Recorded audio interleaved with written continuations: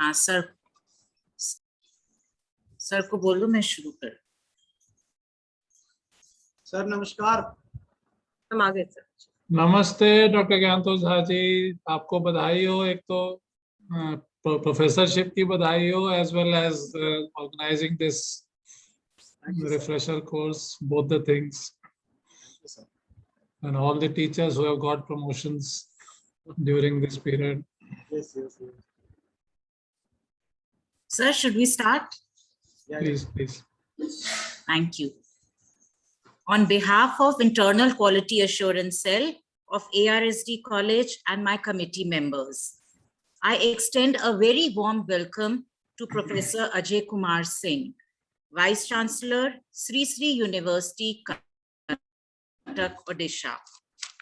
Sir has always been a visionary and has an impressive passion for academic and research excellence. We are really honored to have you with us, sir, and grateful that you took out time from your busy schedule to be with us in this session on the topic blended learning using LMS. We also have with us Marja, a guiding force in all our endeavors. I welcome him and invite him to welcome Professor A.K. Singh and say a few words to us. Thank you, Dr. Vinita Tuli. Honorable Professor Ajay Kumar Singh, Vice Chancellor, Sri Sri University, Dr. Vinita Tuli, coordinator for this program and coordinator IPSC of the college.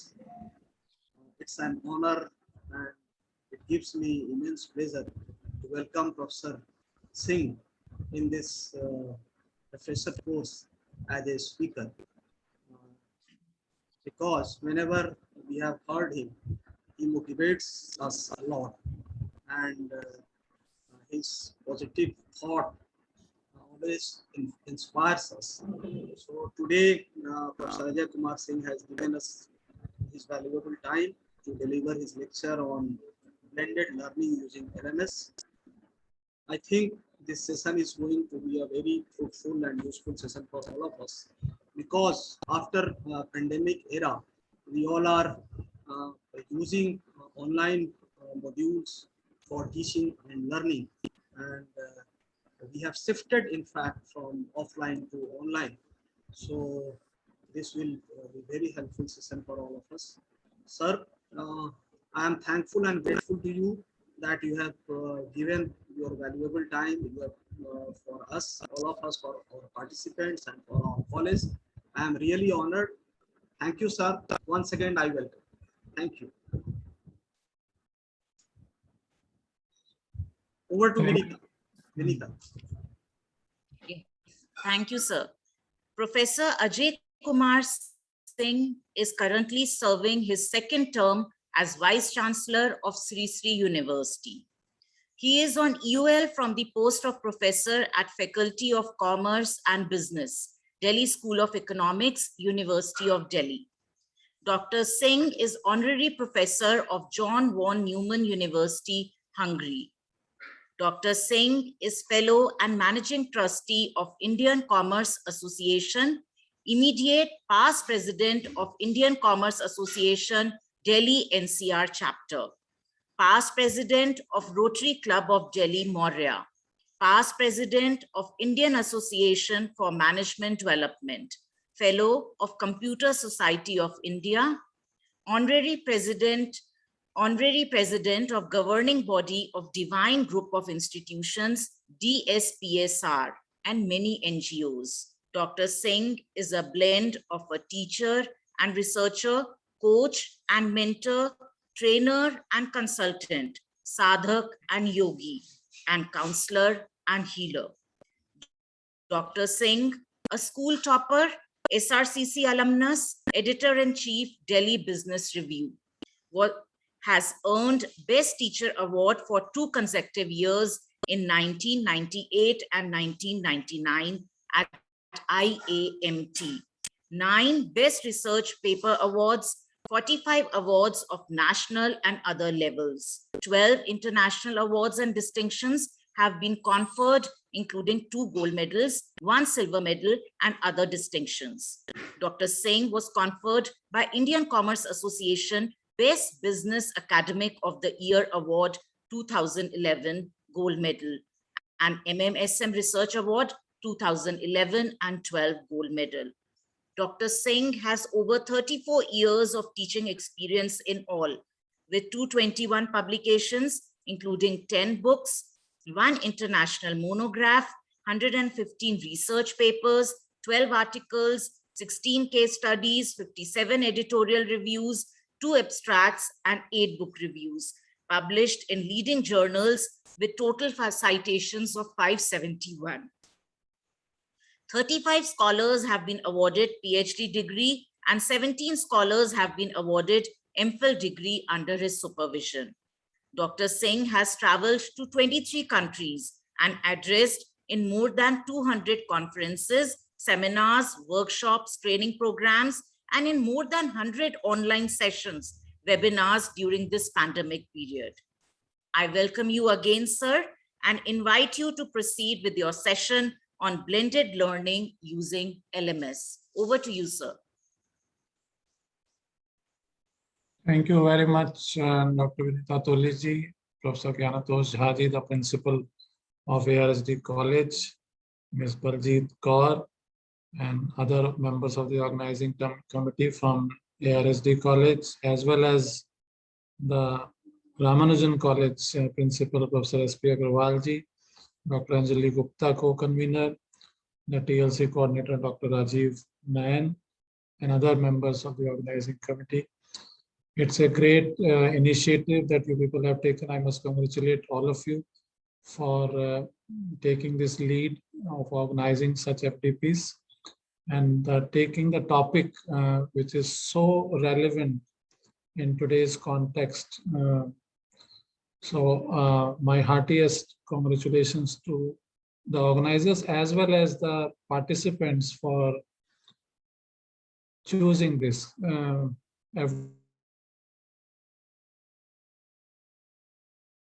Session 17 for you, and session 18 would be taken jointly with Mr. Jacker Sodagiri. He would be playing the major role in that.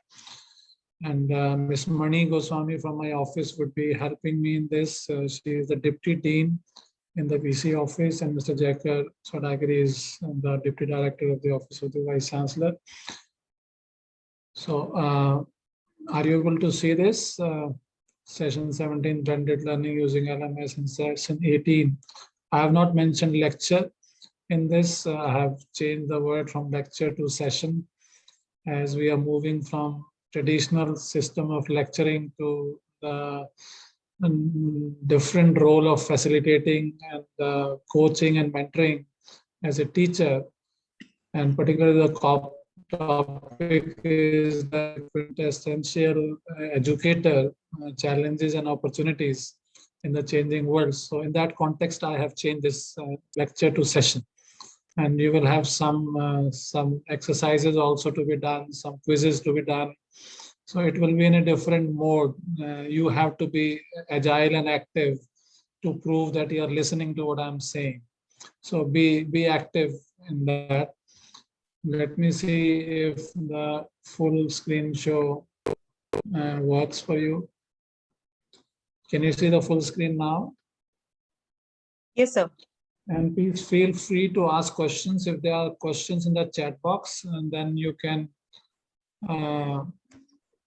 raise the, you can unmute yourself and speak, Ms. Baljeet Kaur, or whatever way. I mean, I can't see the chats now because it is a full screen. So you will have to help me in that, or Ms. Mani, you can help me in that. Sure, sir.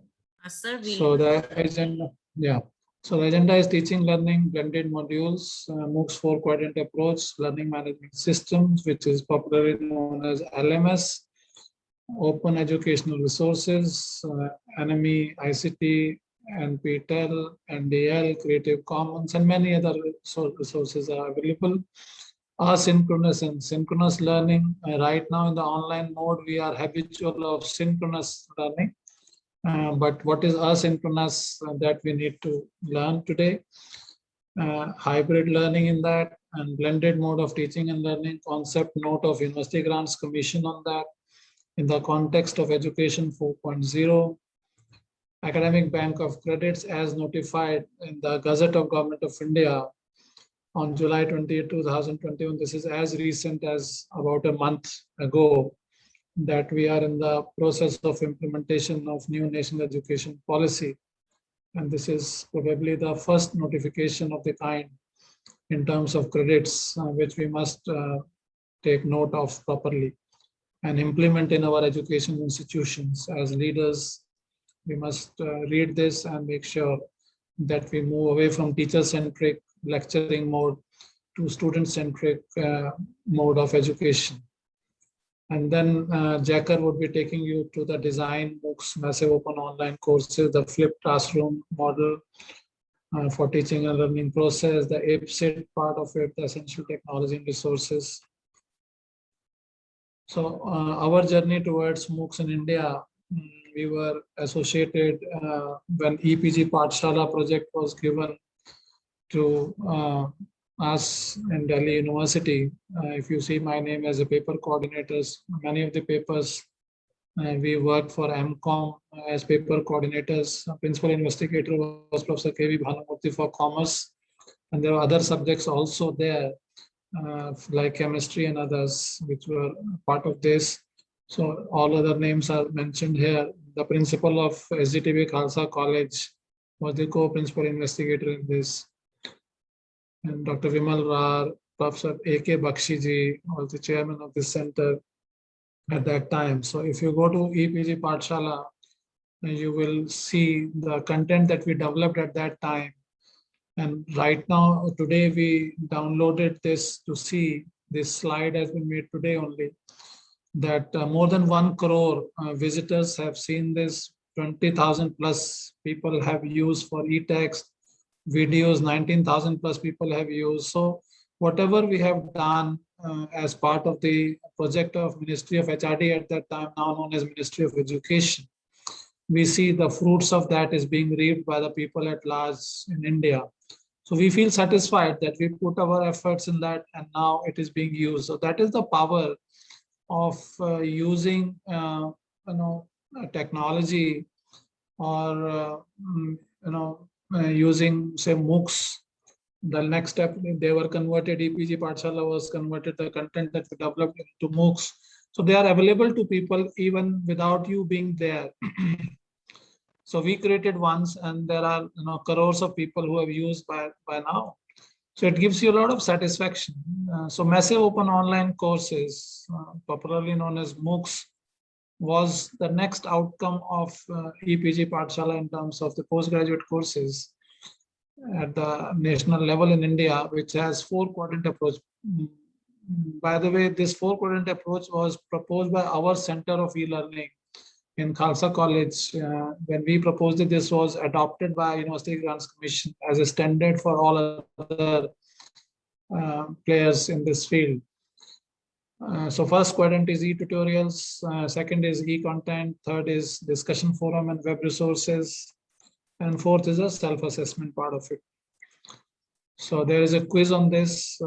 If you want to see this slide a little more, you will have to answer questions based on this. So e-tutorials is about high quality video lectures and multimedia instructions and lectures by best teachers. Self-instructional materials, ebooks, downloadable PDFs are for e-content, which is in addition to the e-tutorials. What we call it as reference material.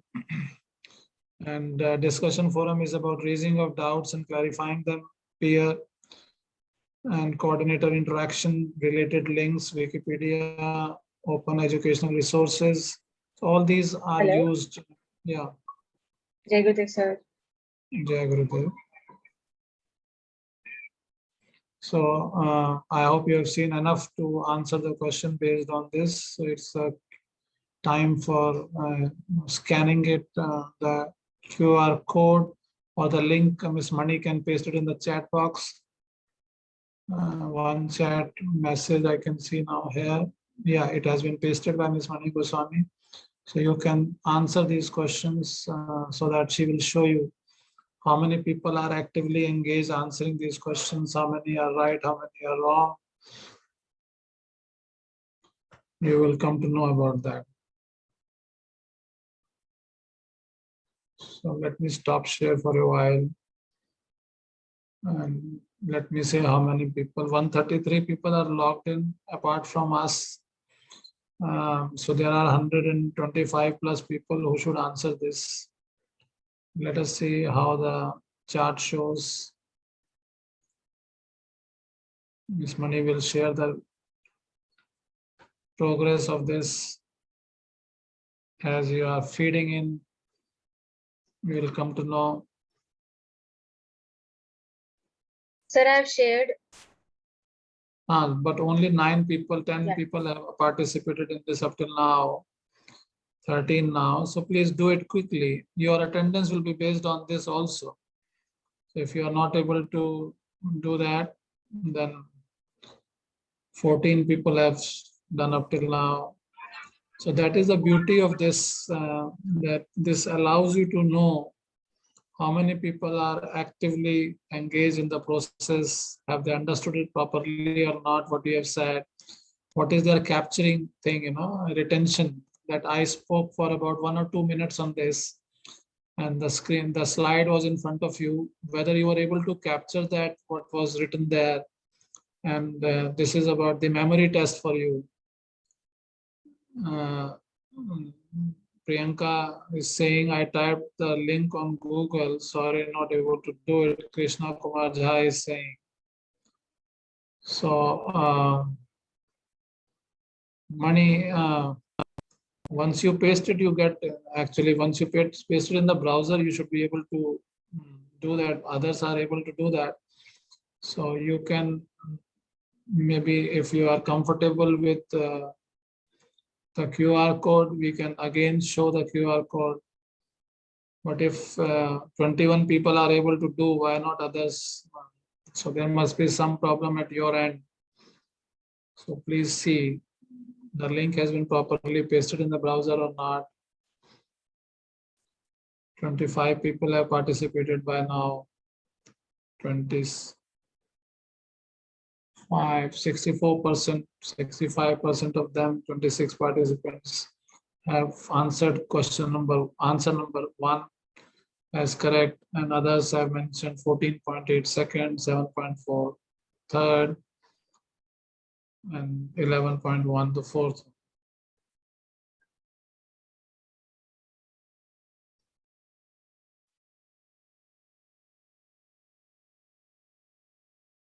You can paste the QR code in the link again, Mani, maybe to help. 30 participants have done it by now. So we'll come back to the slide. You can stop sharing. Yes, sir.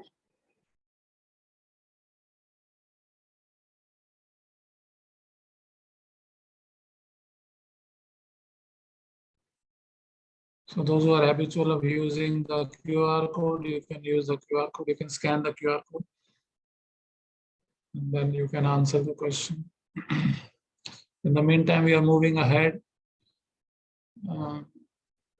13 people have answered something in chat also. So they are mentioning done. Most of them are mentioning done. Not able to do are few. Dr. Sudha, Manoharji is saying, Manoharji is saying that.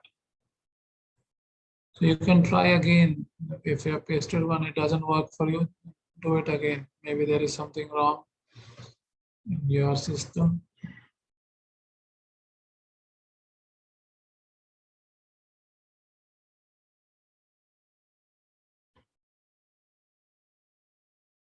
So I again repeat this. Quadrant 1 contains video and audio content in an organized form, animations, simulations, video demonstration, virtual labs, etc., along with the transcription of the video.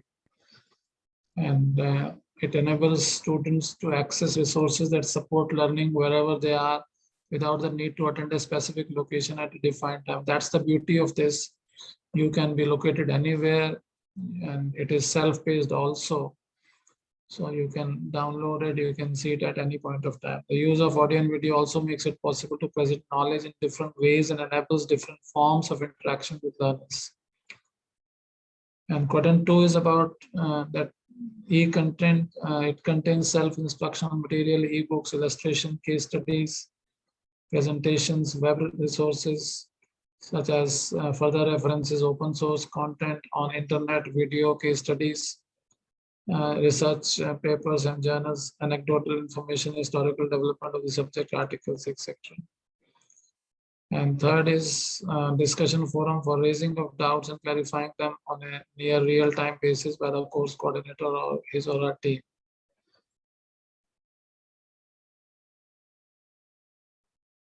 And fourth is about problems and solutions, which could be in the form of multiple choice questions, fill in the blanks, matching questions, short answer questions, long answer questions, quizzes, assignments and solution, discussion forum topics, and setting up the FAQs, clarification of general misconceptions.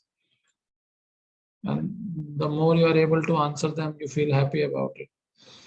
There is a happiness chemical we call dose of happiness. So dopamine increases. You see the problem solution success, you feel happy about it. So it is important that you keep on solving things, questions and all that. So QR code is a little, this time it is the second one. It's very tricky in case of answer of this. So please make sure that you understand the question properly.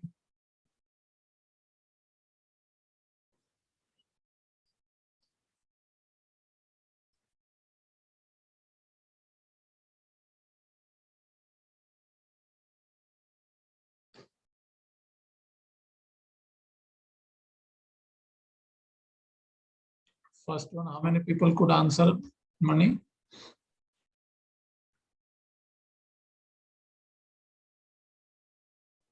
So first one, 35. 35, okay. So those who have not yet been able to answer, keep answering them, first one, and then now the second one has also started. Be quick in answering. 11 I've already answered, 12 I've already answered for this. So some people who are on a fast track, there are some who are not able to figure out how to answer that.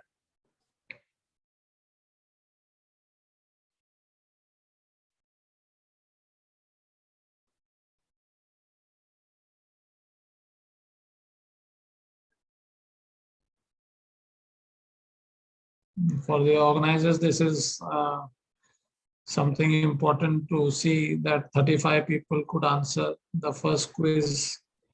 So what they have to do in terms of their attendance and all that, it's about logged in. That is another challenge in the online mode, in the synchronous mode, that people are logged in, you think it is synchronous, but unless you do these kind of exercises of quadrant 4 actually, which we are doing now for you, you really don't know how many are listening to you.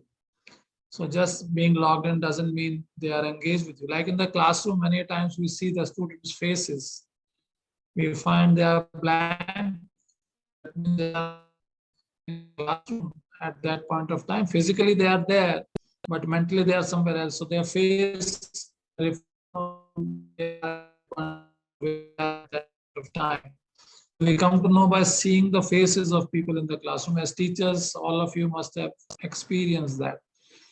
So similar is the case here. These are the tests now. We can't see your faces. We can't see all the videos at a given point of time. You are on different screens.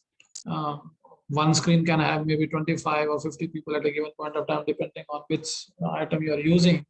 So same way, you have the different tools to see. Eye-to-eye contact is not there, but these are the tools. These are also like gamification tools that you gamify the things. One of them is this also. There are other tools of gamification. So your session should have more such activities. 32 people have participated in this up till now, and I'm sure most of them would be common in both. So Ms. Baljit Kaur, this is information for you also. QR code नहीं हो पा रहा कुछ से जो है. Some people are saying, so don't use QR code if you are not able to use that. You use the link which is there in the chat box. So again, we are at 33 number, which is very common, similar to the previous number of 35. So 35 people are actively engaged in these two exercises. That's an input for the organizers. 2 more people will do, and that number will reach to 35. Okay, you can stop sharing. We'll move ahead and see how many people at the end of it are able to answer these questions. So this is a new way, Baljit Kaurji, for understanding the engagement level of people. Thanks. So this was the QR code for the second one. The first one was shown earlier.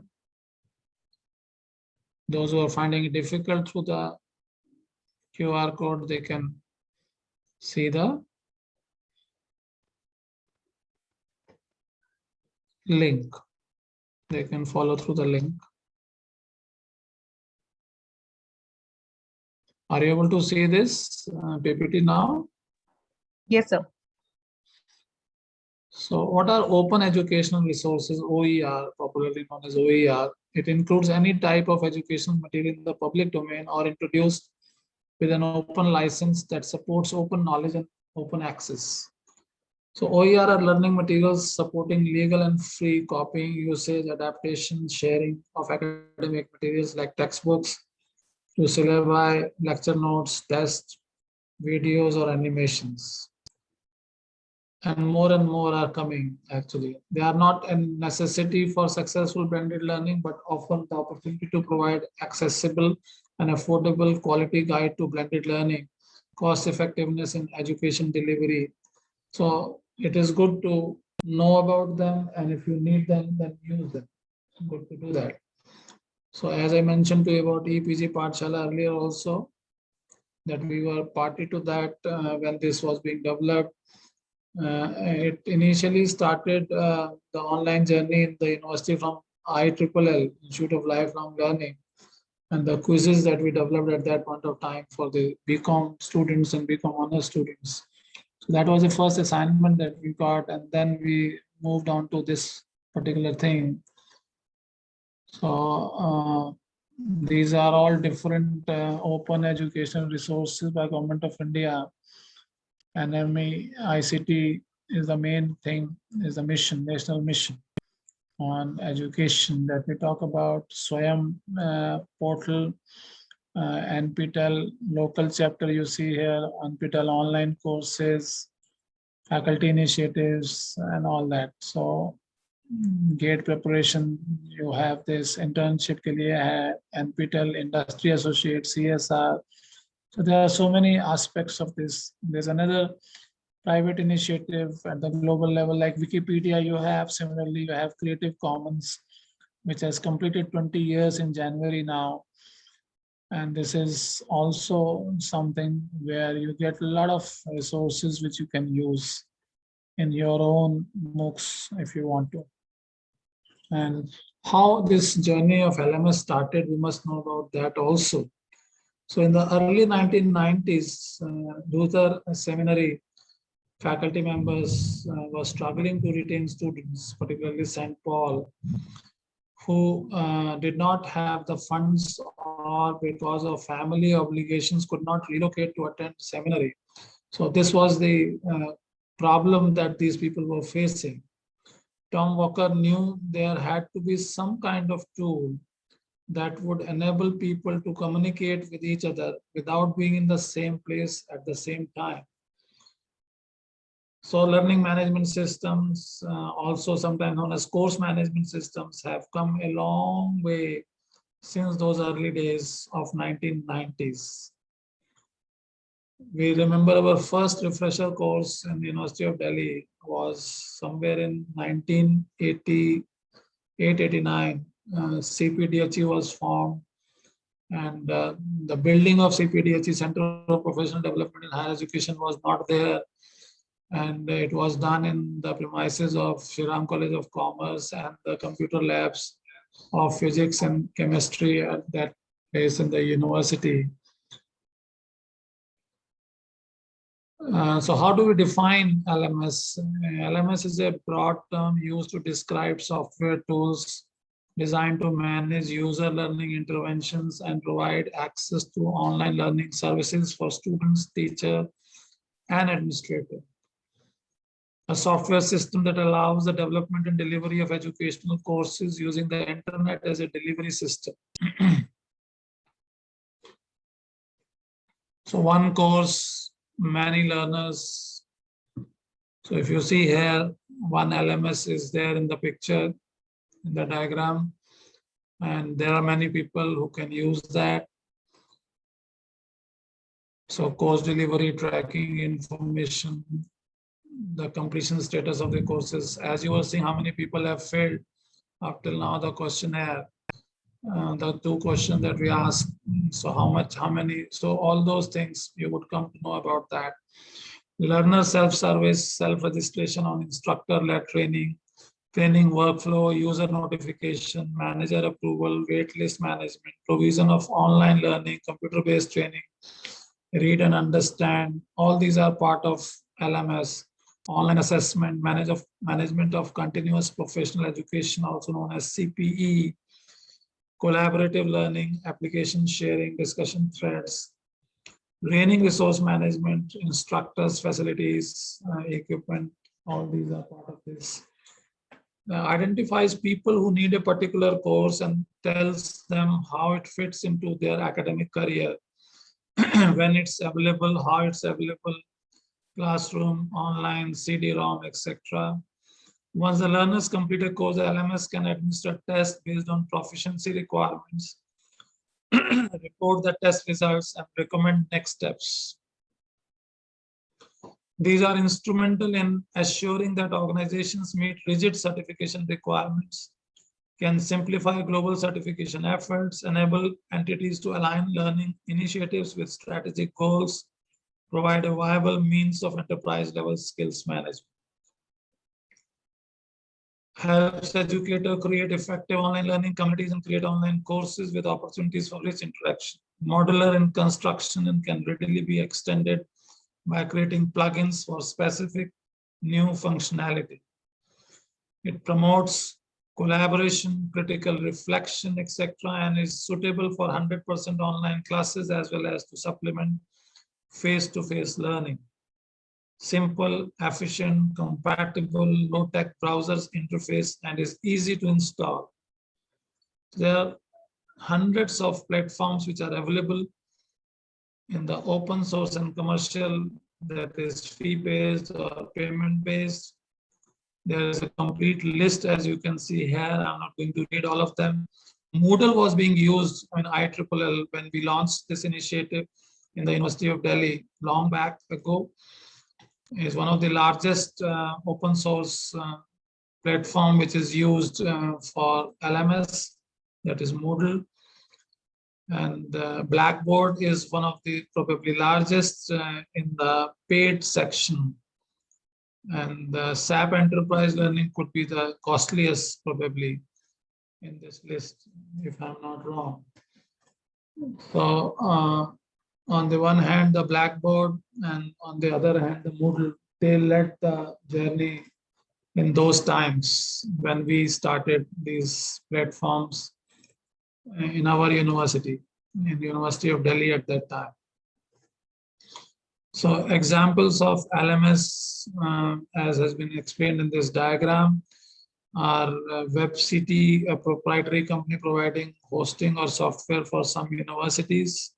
The components are student tools, which are mentioned here in that, like electronic mail, chat tool, etc., conferencing systems, student self-evaluation.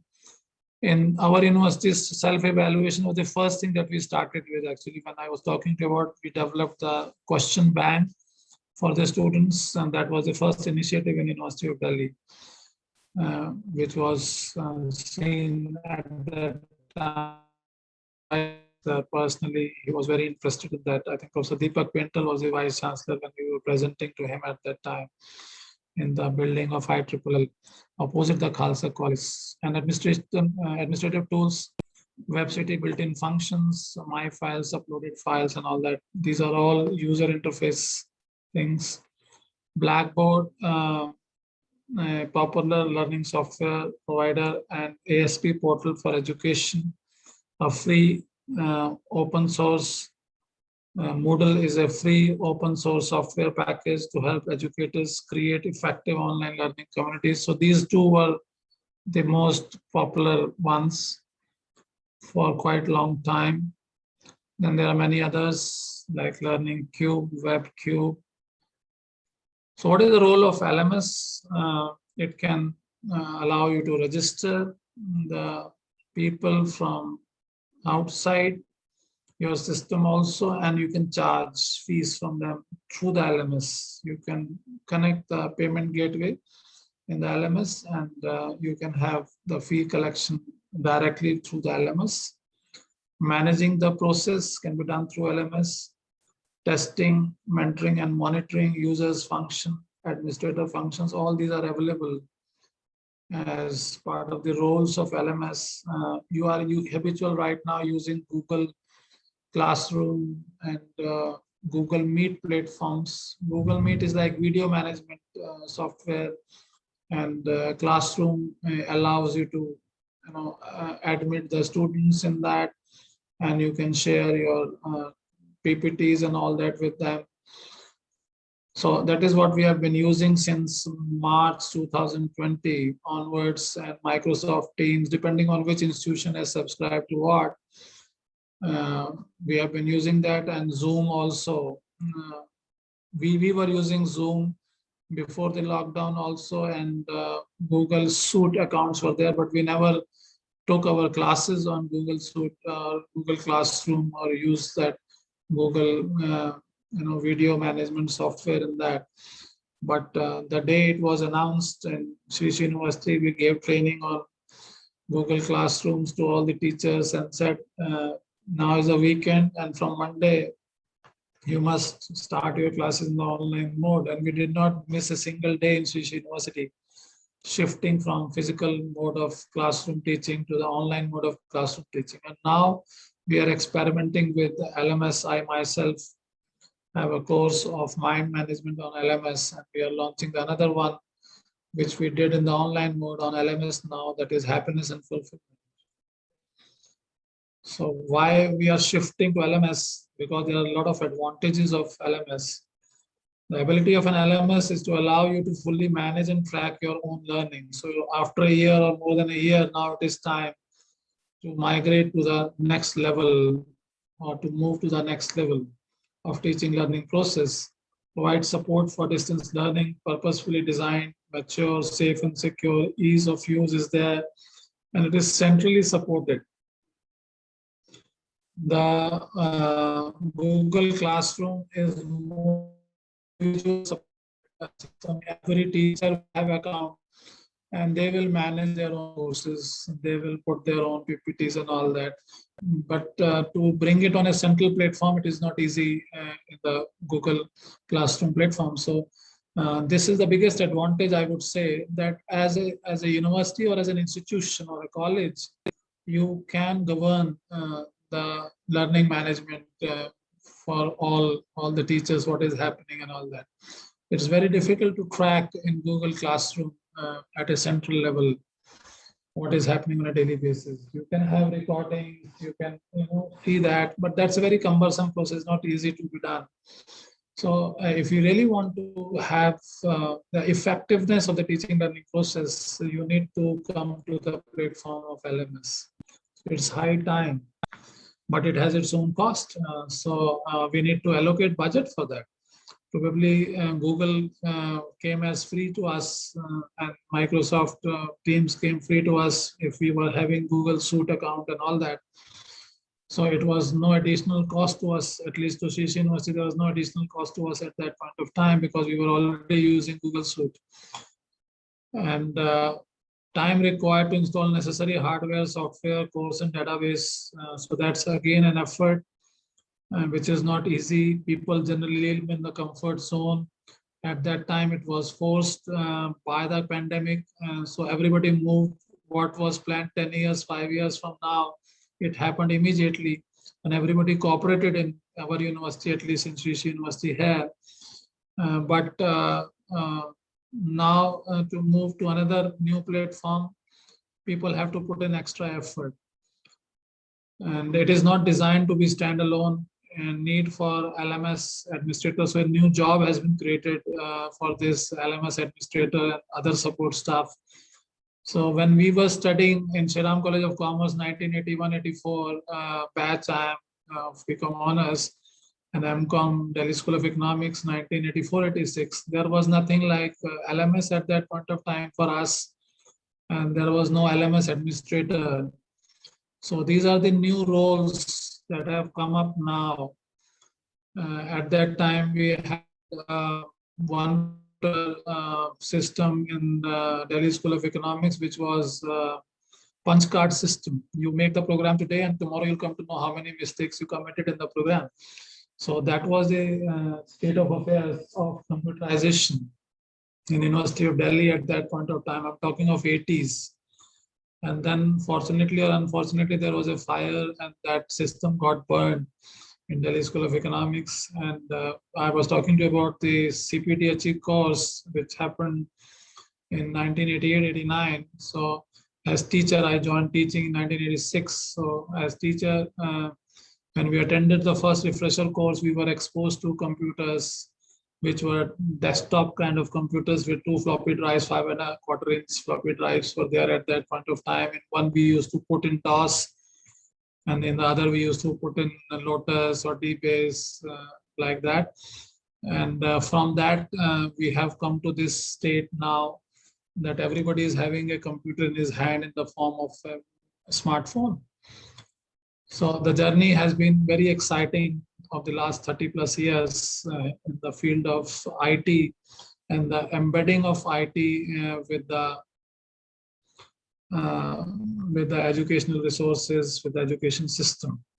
So thanks to Mr. Jacker, when he joined Sri Sri University, he was earlier with Delhi School of Economics, Department of Commerce. Both of them, Mani and Jacker, have done their masters from Delhi School of Economics. Jacker is MIB, Master of International Business, and Mani is MCOM from Delhi School of Economics, Department of Commerce. So both are products of University of Delhi. And when he joined here, he said, "Why don't we have our own LMS?" We said, "Okay, yes, go ahead. What needs to be done for that?" So this is how we are into this SSU LMS.in. So he has created this entire ecosystem now, and he will take you through in the next session for more practical sessions with you, when we will be talking of the second part of this series. A course management system designed to help lecturers to create an online learning environment, or teachers or professors to create an online learning environment. This system provides functions such as register course online, course cataloging, bulletin system, information searching, online quizzes, and many other management aspects of it. You can see each student, how much he has progressed, how many questions he has answered, what is the percentage of his participation, and all that in terms of answering that. So there's one activity now. You have to log on to an LMS, that is activity 1. So I would request Jacker to take it forward from here for this activity.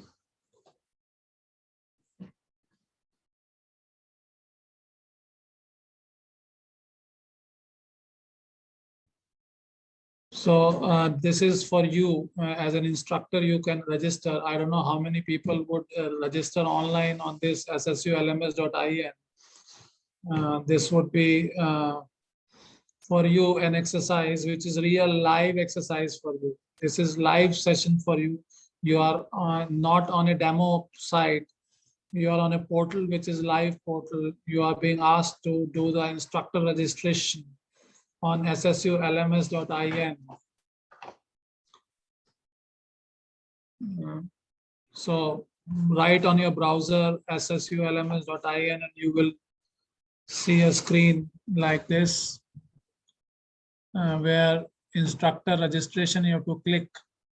You have to click the button which is on the top right side. You can say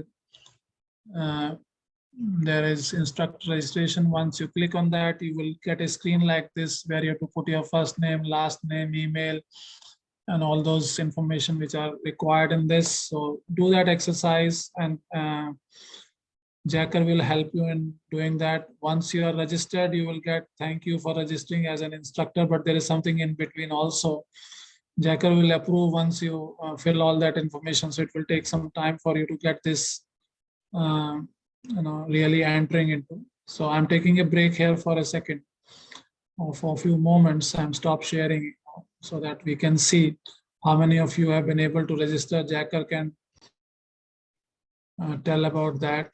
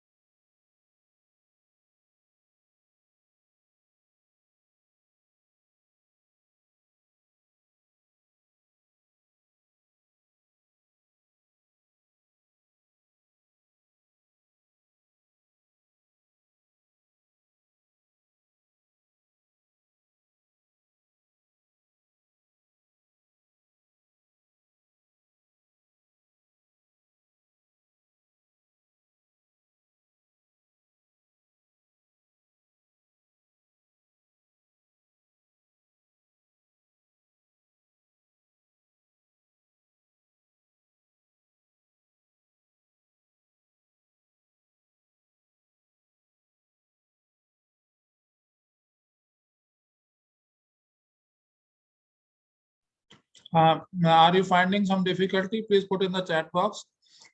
If you are not able to register, what is the problem? Some people have done it. Is it for now?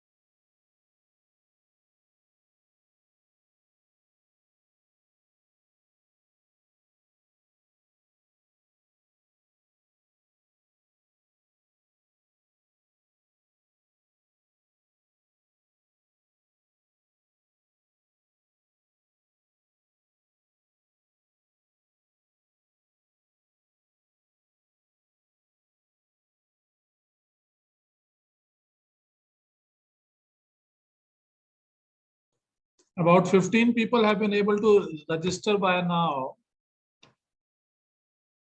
Others, please quickly do that. It's very simple exercise.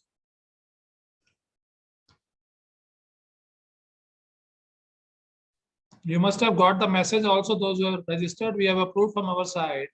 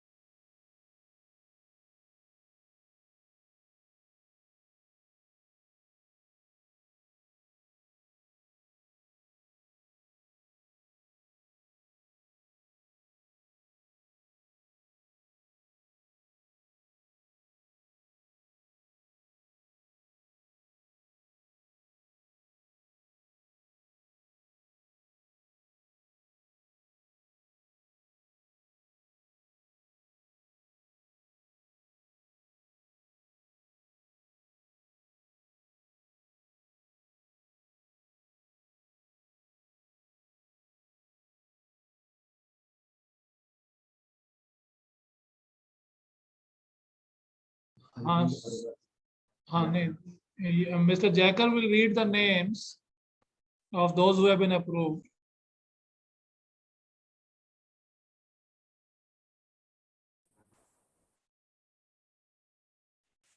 So far, we have approved Mr. Sanjeev Arora, Ms. Radhika Khanna, Shubha Dwivedi, Dr. Shikha Srivastava, Vijendra Singh, Priyanka Kulhari, Ajit Kumar, Sunil Jadhav, Dr. Naurem Santa Cruz Singh, Lokesh Kumar Srivastava, Pratima Mishra, Bal Krishna, Manohar Lal, Dr. Niharika Sharma, Vijeta Ghosh Guha, Anita Singh, and Dr. Monica Puri. So far, we have approved almost 16 people whose registration we have received.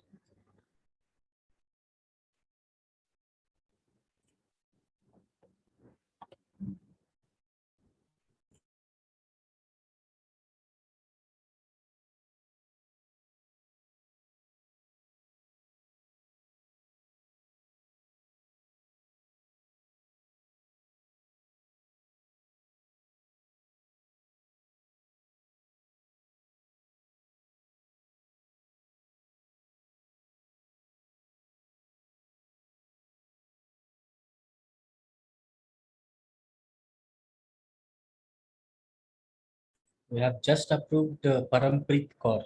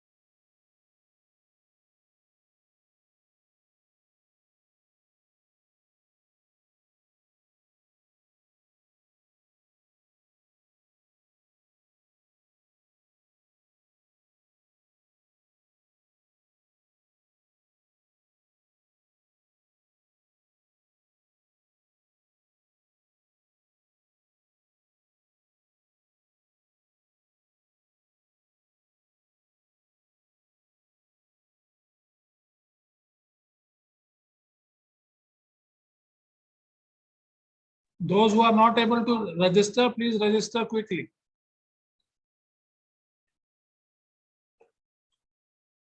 If you are facing any problem, please write in the chat box if you are facing any problem.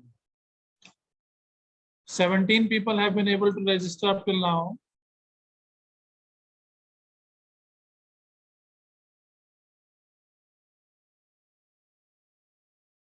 And all of you have got the message, I'm sure. Please quickly complete this exercise.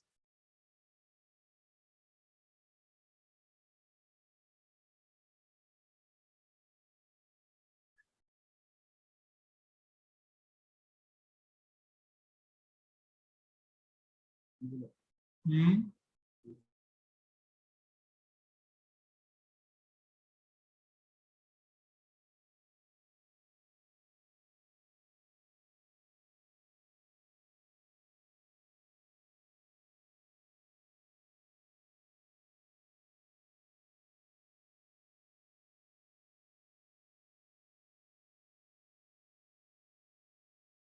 This is your test, whether you are able to register yourself or not. So earlier we had quiz question, now it is your test. The learning outcome will not be achieved if you are not able to register, because the second session, the next session will take you forward from there. So it will be more of practical. So if you are not able to register, it is of no use to attend the next session. So please make sure that all of you register, those who want their attendance for this session.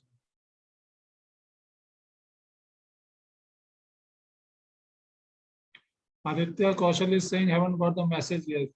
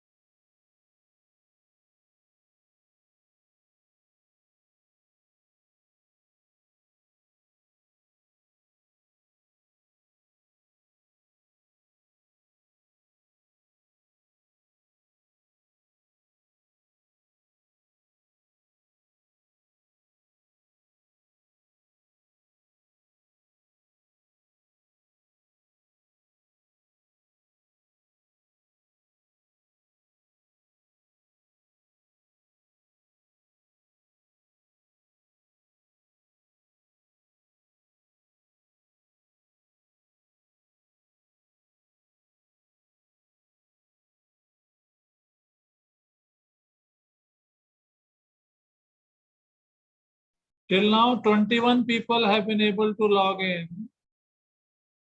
Please make sure that everyone is able to complete this. Otherwise, there is no purpose of attending the next session, because you will have to go further in that. अभी भी इसमें आपको you have to show your, you know,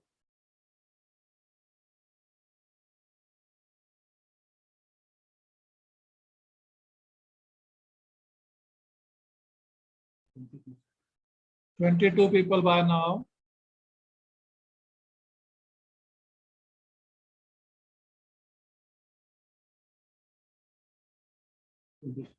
(23). Quickly do that. Quickly do that. So we are moving ahead. Others may do in the meantime. So you will get a message like this once you get the approval. Thank you for registering as an instructor. Then you will get a screen like this. Howdy, your name after that. And then you can complete your profile. It will give you an option of completing your profile. So you can complete your profile. You can see the dashboard, profile, my profile after that. So you can just add some information in your profile. You can even give your Facebook, Twitter, LinkedIn accounts. And if you have a website, you can give about that. So you can update your profile. In the meantime, those who have completed the registration, they can use the dashboard to update your profile.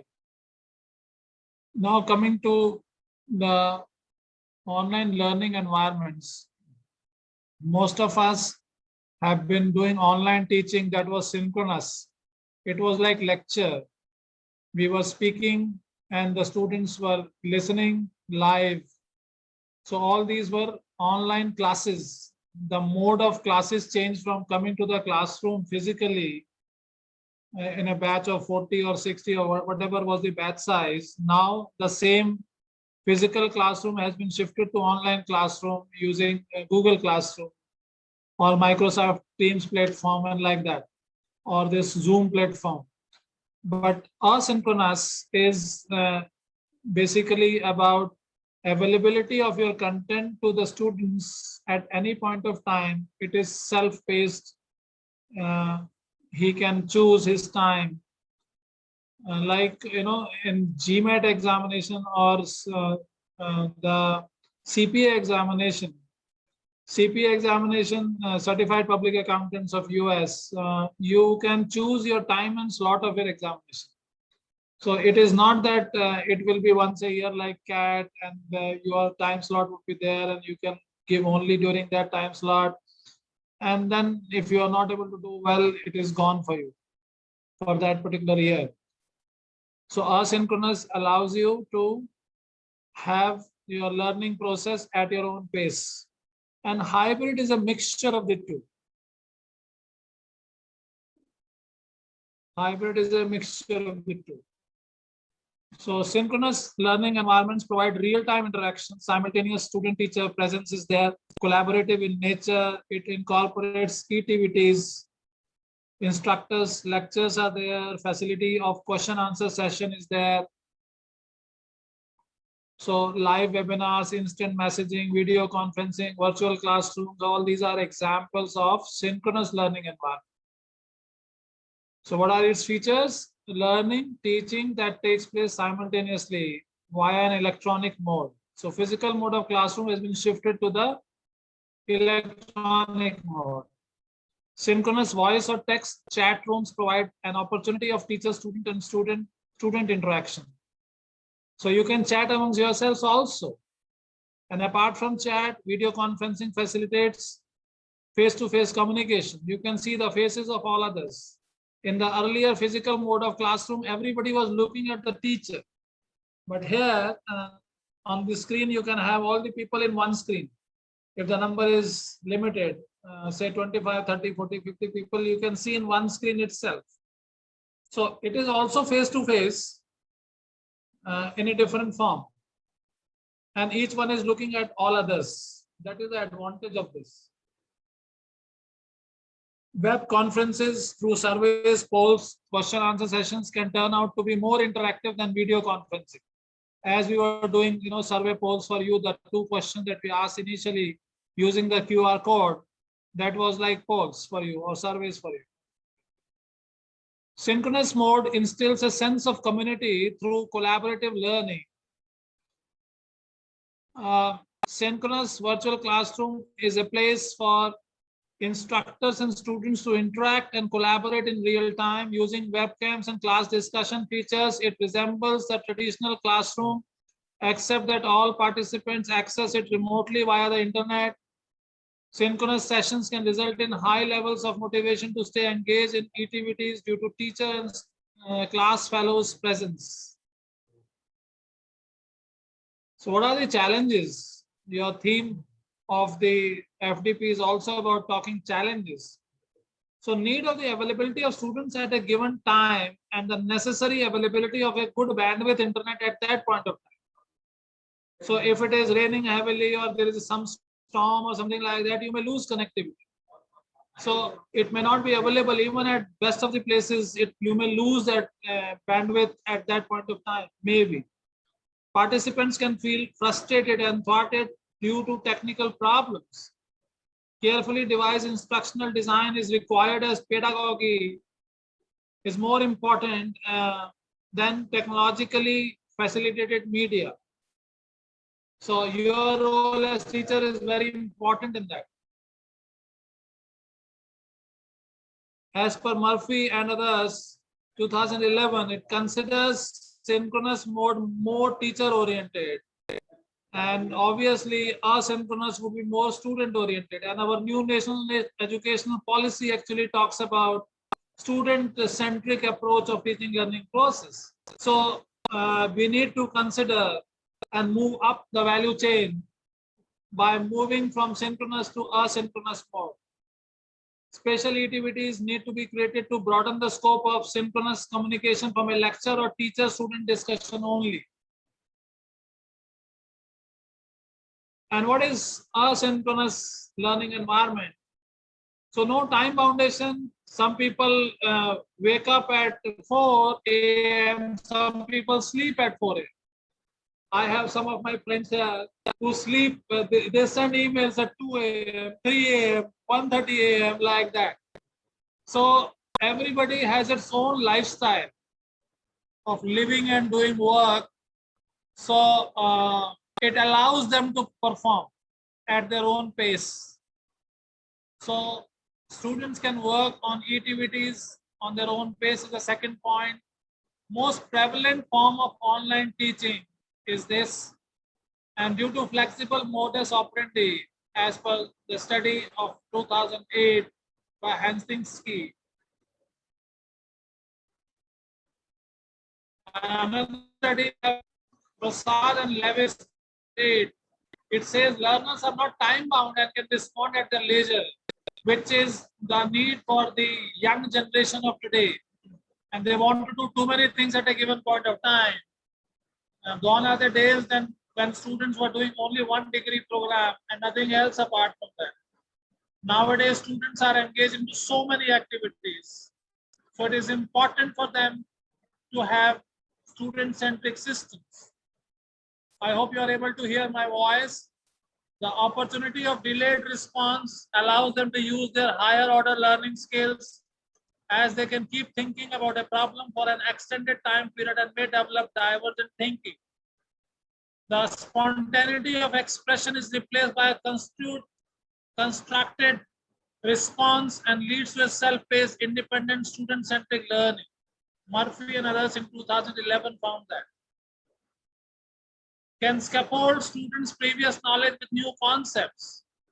Less reliance on memory and notes and more opportunity of discussions with peer groups help build critical thinking and deep learning. Shyness is reduced due to the distance mode, which alleviates the fear of the teacher. Less pressure than a real-time encounter. The affective filter remains low and learners can respond more innovatively and creatively. But there are challenges in this mode also. It requires carefully devised set of strategies to keep students engaged and interested, facilitate motivation, confidence, participation, problem solving, analytical and higher order thinking skills. So self-paced systems, students have to be self-disciplined to keep themselves active as well as interactive to keep track of activities. Like the highest number that we have seen today is 35 in the quiz, and LMS also Jacker can update. 31 have reached up till now the registration process. So it is very near to that 35. Maybe 4 more will be able to do that. What others are doing is a question mark. Discussion on forums and blogs can keep them active. Going off topics can also distract them. Delayed feedback can be another frustrating factor. This is from a study of Huang and Hisao, 2012. Insufficient opportunities for socializing, and students have to look for ways of networking themselves. So now there is a quiz time for you. You can do the QR code scanning, or Miss Mani can paste the link in the chat box, or Mr. Jacker, any one of them can do that. Mani has already pasted the link.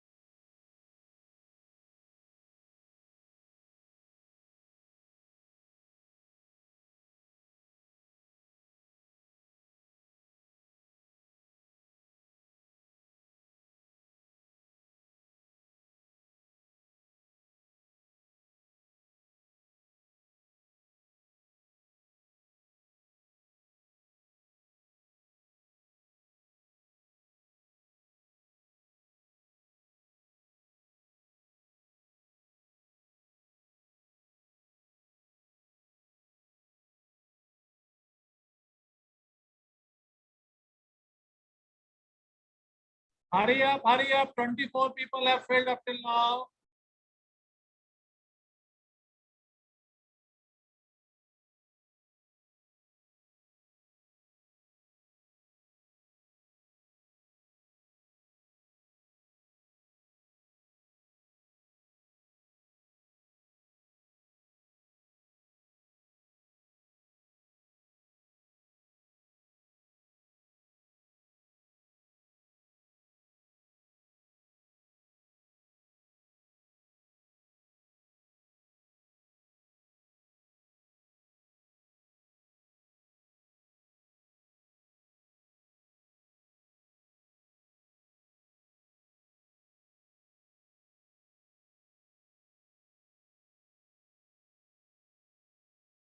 Aditya Kaushalji, you must have got it now.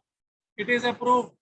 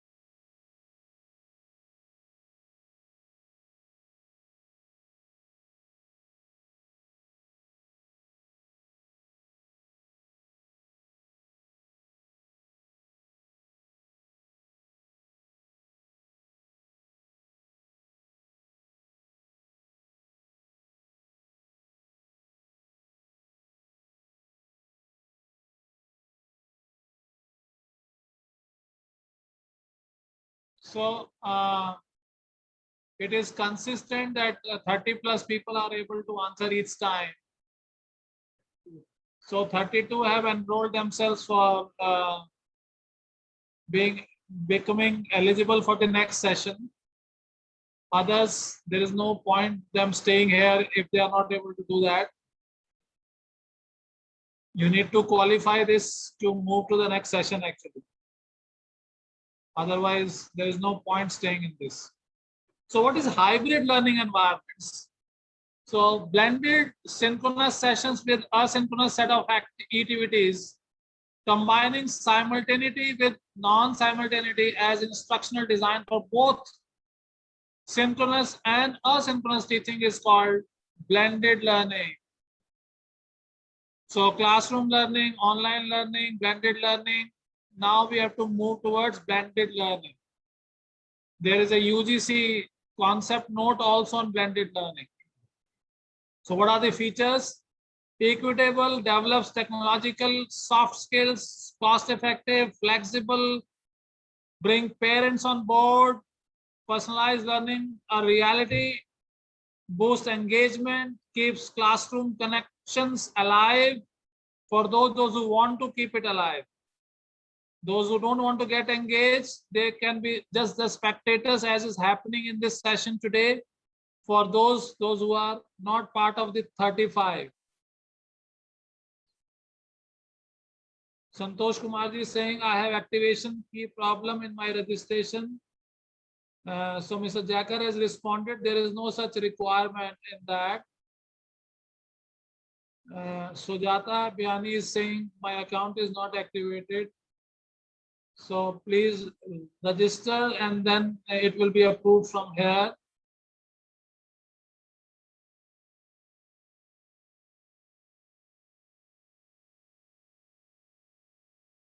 So face-to-face is traditional instructor-led learning sessions supplemented with technology to allow learners to control their own learning pace. Benefits are role play, mentoring, hands-on practice, feedback, and rotation. Students go from one learning activity to another learning activity, either in a structured learning session directed by a teacher or online in a self-directed manner. So learning stations, labs, flipped classroom. Next session will be about fixed classroom from 3:30 onwards, where learners practice the lesson before attending the face-to-face training. So that is the flipping it upside down. पहले क्या होता था?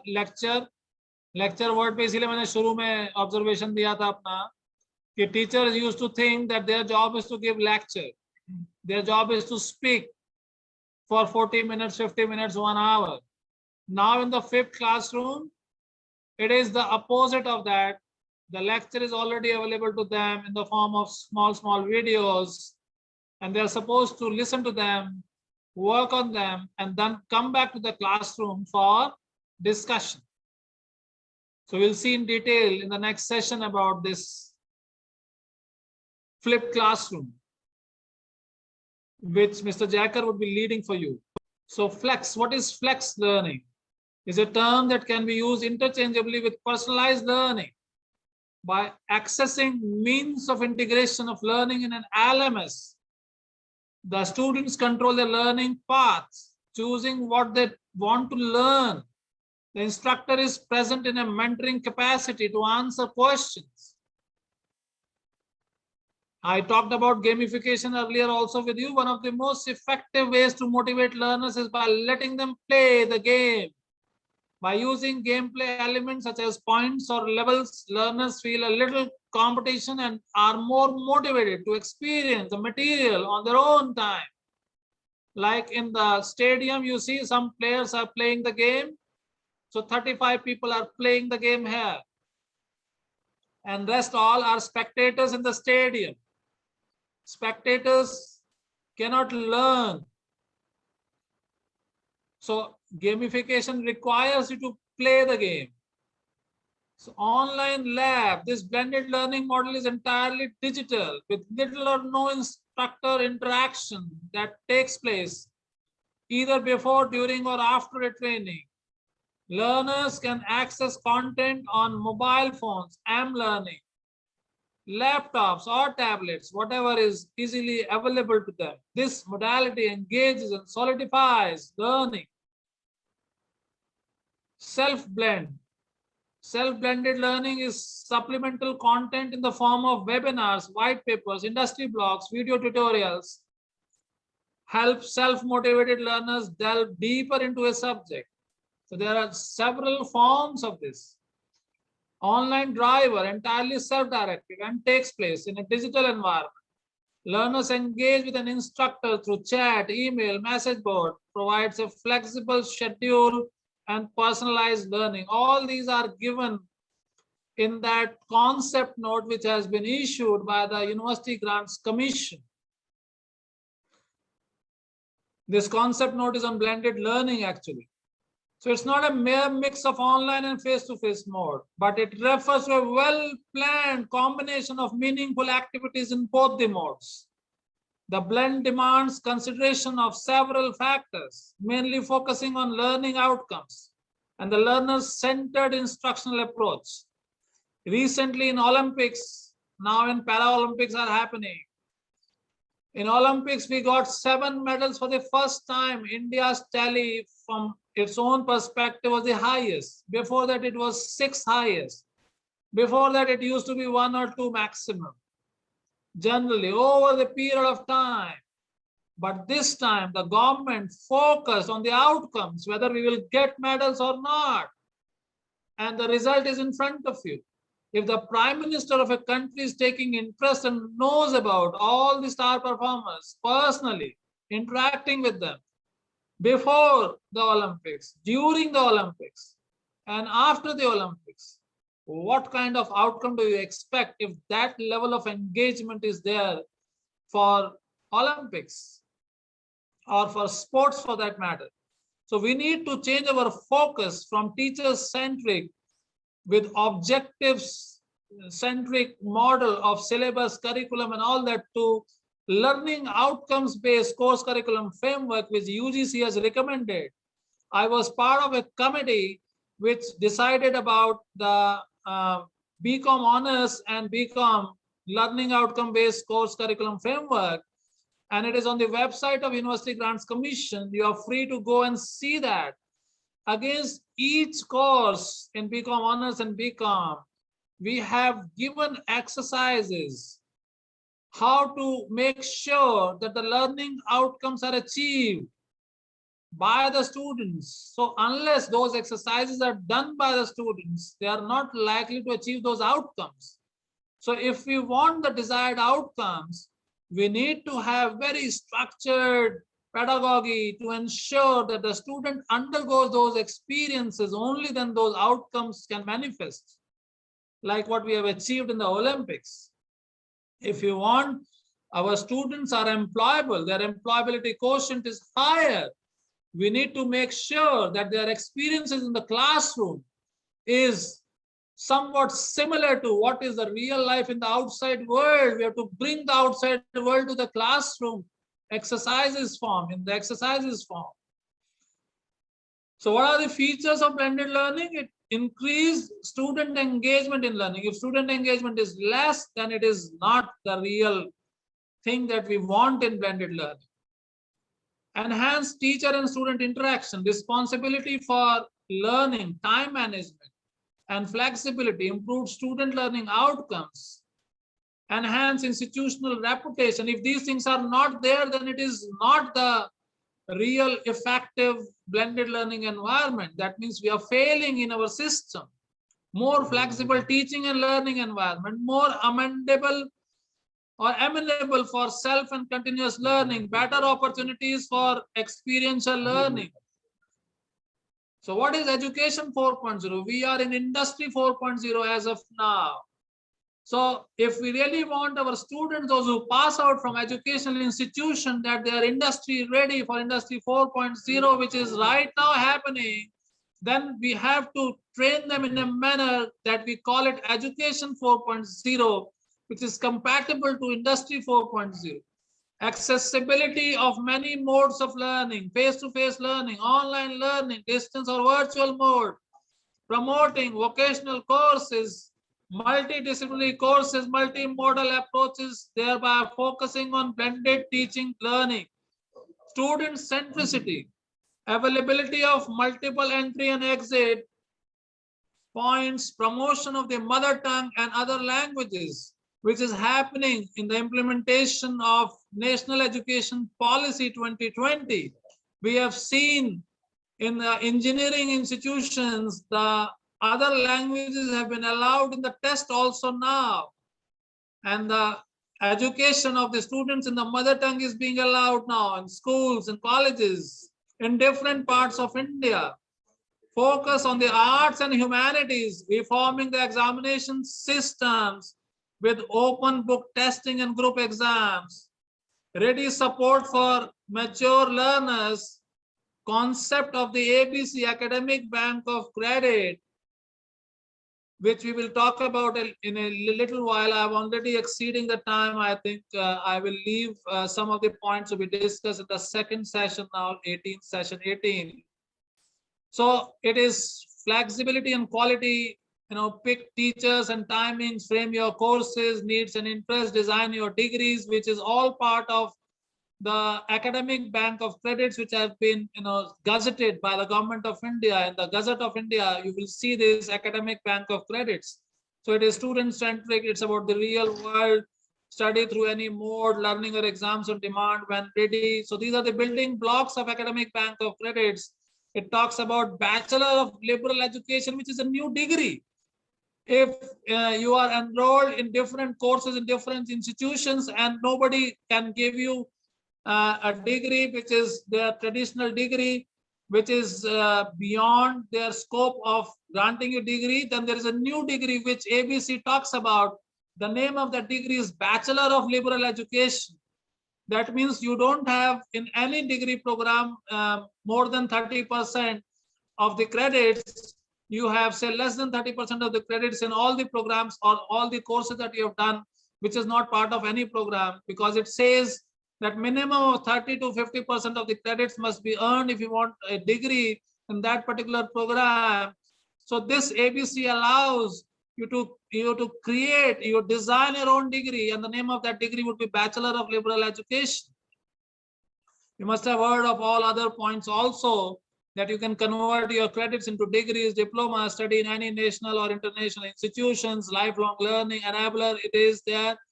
Although it says that you can redeem your credits for 7 years, but still it is much better than what exists now. Merging of regular, distance, online and virtual modes, and any subject combinations can be taken, science, commerce, arts. There is no boundary of streams anymore. So what is the role of teacher in this revised context? Traditionally, classroom instruction has largely been teacher-directed, top-down, one-size-fits-all, whereas blended learning is about more student-driven, bottom-up customization. So it is matching with your National Education Policy 2020. So your role is, as a learner, increase student interest, keep students focused for longer, provide student autonomy, instill a disposition of self-advocacy, promote student ownership, allow instant diagnostic information and student feedback, enable students to learn at their own pace, prepare students for the future. So now it's the time to design your own MOOCs, which will be taken in session 18. Which Jacker would be leading for you. So I'm not touching this now. I'm stopped sharing it. So this time for you to break. We started 5 minutes late, so we are ending 5 minutes late. So 1:30 to 3, 1:35 to 3:05. Baljit Kaurji, this is what is for the session 17. And now those who have done it, I think those who have not done it should leave, and only those who have been able to register should join the session 18, or in the meantime, half an hour you register yourself so that you can do activities which are for the second session or the 18th session now. I hand over back to you, Baljit Kaurji. Thank you so much, sir. Sir, we are receiving some queries also. I think Jacker sir is handling right now. So thank you so much, sir, for excellent and valuable session. Thanks a lot for such an informative and interactive session. On behalf of ARSD College, I would like to express my heartfelt gratitude to the Honorable Speaker, Professor Ajay Kumar Singh, who graced us with his presence and took out valuable time out of his busy schedule. I would like to express deep sense of appreciation to Professor Singh for sharing his knowledge on blended learning using LMS and work in the field of technology and digitalization in education. He enlightened the participants about the importance of technology, blended learning, which is a method to improve the quality of education and information integration while making teaching more efficient and productive. Apart from this, Sir explained about open educational resources, 4 quadrant of MOOCs, ABC building blocks, role of teacher and learner in blending learning and hands-on training as well. Thank you, sir, for such an excellent and valuable session. My gratitude to Jaikar sir and Miss Mani also for their kind cooperation. I also wish to express my gratitude to our respected principal sir, Professor Gyantosh Kumar Jha, who always been a guiding force and motivation behind all the successful events, Dr. Vinita Tuli, convener of the program, Dr. Anjali Gupta, co-convener of the program, and all the members of the organizing committee. And a very big thanks to all the participants for being a part of this refresher course. Have a wonderful day. Thank you so much, sir. Thank you very much, Baljeet Kaur ji, Thank you, for sir. giving this Namaskar, sir. opportunity to interact with the colleagues. And I am running my own course on LMS, so all of you can also do that. If a vice chancellor can run a course on LMS, then each one of you can also run a course on LMS. So join the journey. Sure, sir. Thanks a Okay. lot, sir. Okay, all the best. Thank you. Namaskar, sir. Thank you, sir. Dear participants, we'll meet at 3:30 by using same link. Thank you so much.